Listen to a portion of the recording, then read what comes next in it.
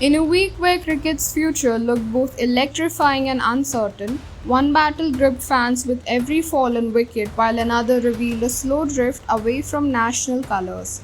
On one side, a World Test Championship final on a knife's edge, on the other, the growing shadow of franchise cricket tugging stars away from their nations. This is the 22 Yards Talks, and here's everything you need to know.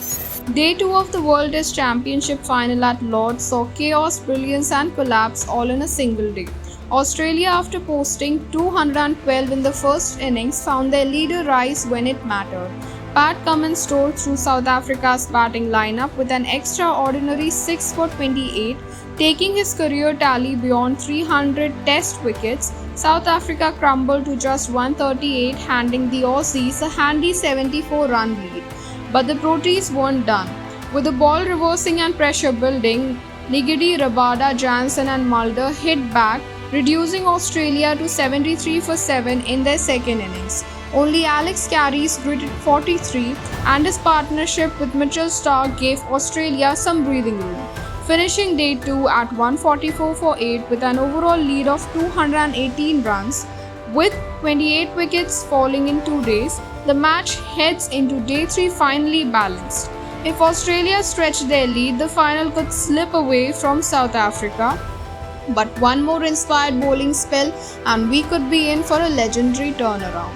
While one format thrives on tension and grit, another faces a growing dilemma. This week, Nicholas Pooran and Henry Klaasen, two explosive talents in the white ball game, announced their retirements from international cricket. Individually, these may seem minor, but together they signal a shift.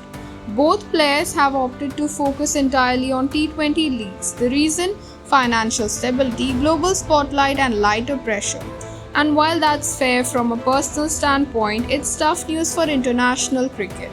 Neither Pooran nor Klaasen played consistently in top-tier ICC events, but they represent a generation choosing club over country, and if more follow, international cricket risks becoming secondary.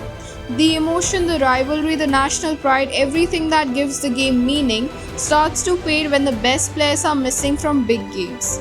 So as the WTC final delivers every bit of thrill, the test match theatre, the question remains, can the heart of international cricket survive this franchise wave?